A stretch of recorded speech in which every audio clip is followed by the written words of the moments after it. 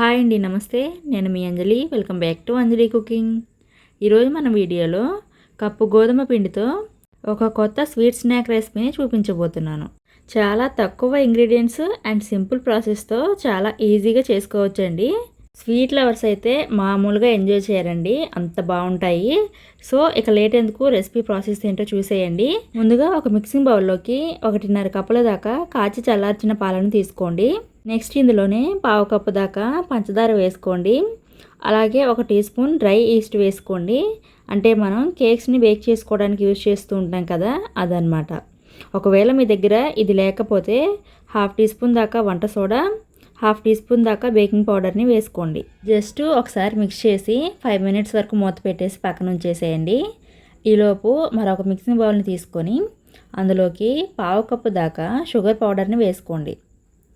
Next ఇందులోనే ఒక పావు కప్పు దాకా బటర్ని వేసుకోండి.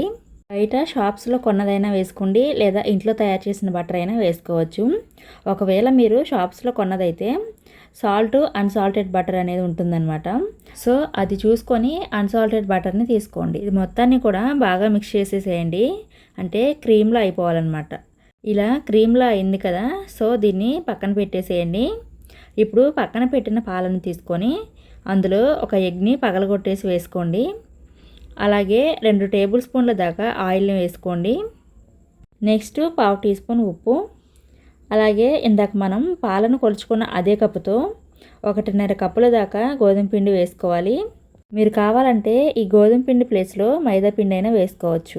సో ఇలా గోధుమ పిండి వేసిన తర్వాత బాగా మిక్స్ చేసుకోండి. ఇలా విస్కర్తో అయితే బాగా కలుస్తుందండి. ఇలా ఎక్కడ గడ్డలు అనేది లేకుండా బాగా కలిపేసి మూత పెట్టేసి ఒక అరగంట వరకు రెస్ట్ ఇవ్వండి. ఒకవేళ మీరు ఈస్ట్ కాకుండా వంట సోడా కానీ బేకింగ్ పౌడర్ కానీ వేసినట్లయితే 5 నుండి 10 నిమిషాల వరకు రెస్ట్ ఇస్తే సరిపోతుంది అనమాట. ఇప్పుడు ఒక అరగంట తర్వాత చూపిస్తున్నానండి. సో ఇప్పుడు మనకి బ్యాటర్ అయితే తయారైపోయిందనమాట.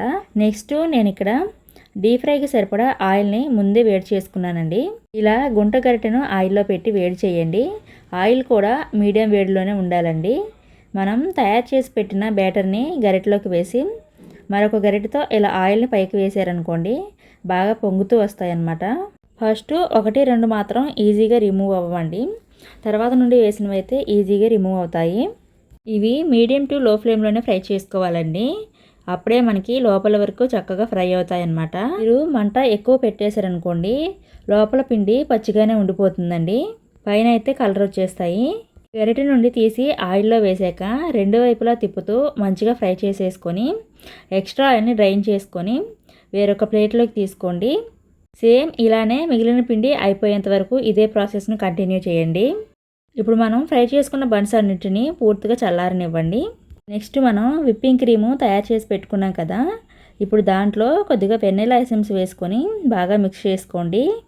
ఇలా విప్పింగ్ క్రీమ్లో వెనిలా ఎసెన్స్ వేయటం వల్ల టేస్ట్ అయితే చాలా బాగుంటుందండి. ఇప్పుడు మనం ఫ్రై చేసుకున్న బన్స్ అన్నీ పూర్తిగా చల్లారిపోయిన తర్వాత చాక్తో ఇలా మధ్యలోకి కట్ చేసుకోండి. కట్ చేసిన తర్వాత మనం తయారు చేసి పెట్టిన విప్పింగ్ క్రీమ్ని పెట్టేసేయండి. క్రీమ్ అనేది మీ ఇష్టం అన్నమాట, మీరు తినేదాన్ని బట్టి మీరు ఎంతైనా క్రీమ్ తీసుకోవచ్చండి.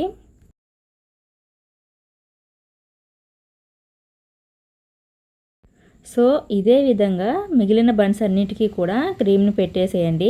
సో అంతేనండి, చాలా చాలా టేస్టీగా క్రీమీ బన్స్ అయితే తయారైపోయాయి. అసలు టేస్ట్ అయితే చెప్పక్కర్లేదండి, చాలా బాగుంటాయి. సో మీరు కూడా తప్పకుండా ట్రై చేయండి. ఈ వీడియో కనుక మీకు నచ్చినట్లయితే ఈ వీడియోకి ఒక లైక్ చేసి ఈ వీడియోను మీ ఫ్రెండ్స్ అండ్ ఫ్యామిలీకి షేర్ చేయండి. ఇలాంటి మరెన్నో టేస్టీ రెసిపీస్ కోసం మా ఛానల్ సబ్స్క్రైబ్ చేసుకోండి. Thank you for watching.